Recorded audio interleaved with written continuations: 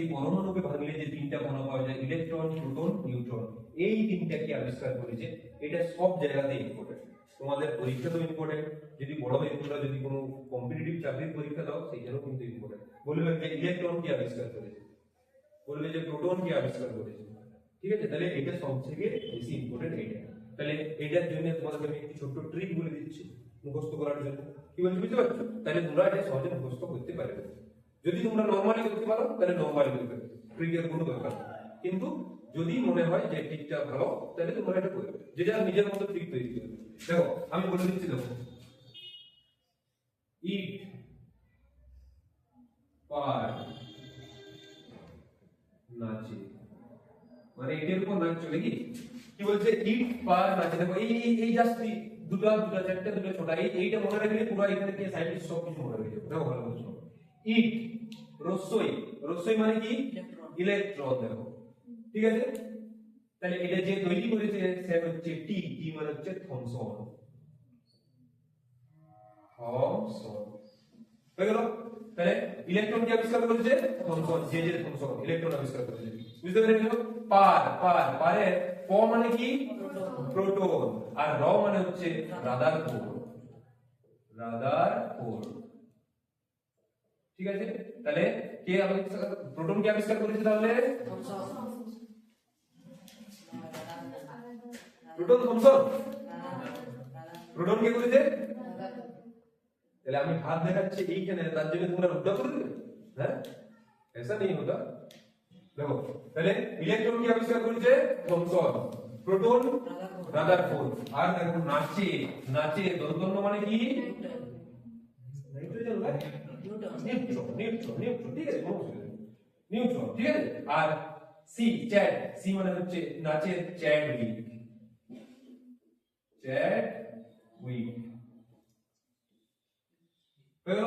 তাহলে এটা মনে এখন মনে থাকবে না থাকবে না বলো। ইট পার নাচে, ইট রসই মানে হচ্ছে কি ইলেকট্রন। তাহলে ইলেকট্রন আবিষ্কার করেছে টি মানে হচ্ছে থমসন।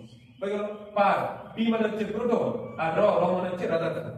নাচে দন্তন্য মানে হচ্ছে নিউট্রন। ঠিক আছে, আর চ মানে হচ্ছে চ্যাডউইক। তোমাদের বইয়ে স্যাডউইক লেখা হবে, স্যাডউইক ইম্পর্টেন্ট এর দরকার নেই, চ্যাডউইক বললেই হবে। ঠিক আছে, তাহলে এই তিনটা জিনিস মাথায় রাখবে। তাহলে তোমরা কটা সায়েন্টিস্টের নাম মনে রাখবে? এই তিনজনের নাম মনে রাখবে, যে ইলেকট্রন, প্রোটন, নিউট্রন আবিষ্কার করেছে, আর যে পরমাণু আবিষ্কার করেছে তার নাম হচ্ছে ডাল্টন। তাহলে এই চারটি নাম মনে রাখতে পারবেন, তুমি পরীক্ষা করো, তুমি ইম্পর্টেন্ট। হ্যাঁ, কি বলে বুঝতে পারবে? তাহলে ইলেকট্রন, প্রোটন, নিউট্রন কে আবিষ্কার করেছে সবাইকে মনে রাখবে নাম। হ্যাঁ, এবারে আমাকে নাম বলে দেবে। বলো, প্রোটন কে আবিষ্কার করে? গুড, তুমি বলো। এদিকে তাকায় না, এই পেনটার দিকে তাকাও। ঠিক আছে, এবারে বলো যে নিউটন কি আবিষ্কার করে? Yes, good. এই তো কত সুন্দর, চ্যাটে গিয়ে গেলে মুখস্থ হয়ে যাচ্ছে। হ্যাঁ, গুরু তুমি বলো তো। নো এদিকে তাকাচ্ছ। বলো যে ইলেকট্রন কি আবিষ্কার করে? থমসন। গুড, বুঝতে পারছো? হ্যাঁ, আর নো? ঠিক আছে তো, পরের দিন আমি নিমন্ত্রণ করবো বলি। কি বললো বুঝতে পারছো? ওদিকে কি, এদিকে বলো, নিউট্রন কি আবিষ্কার করে?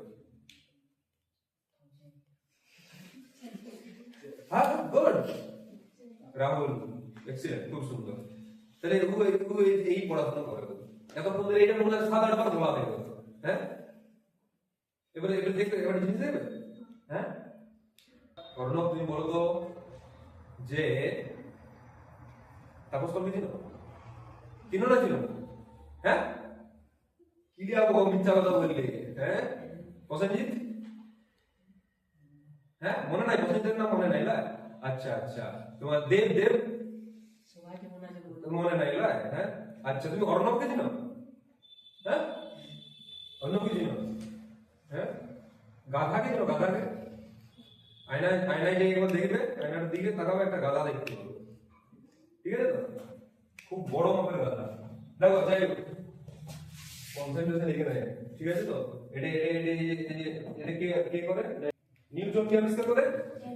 চ্যাডউইক। মুখে বারবার বলো, বারবার বলতে হবে। ঠিক আছে তো, ওই মেয়েটার নামটা বারবার বললে ওই মেয়েটার নামই মুখস্থ হবে।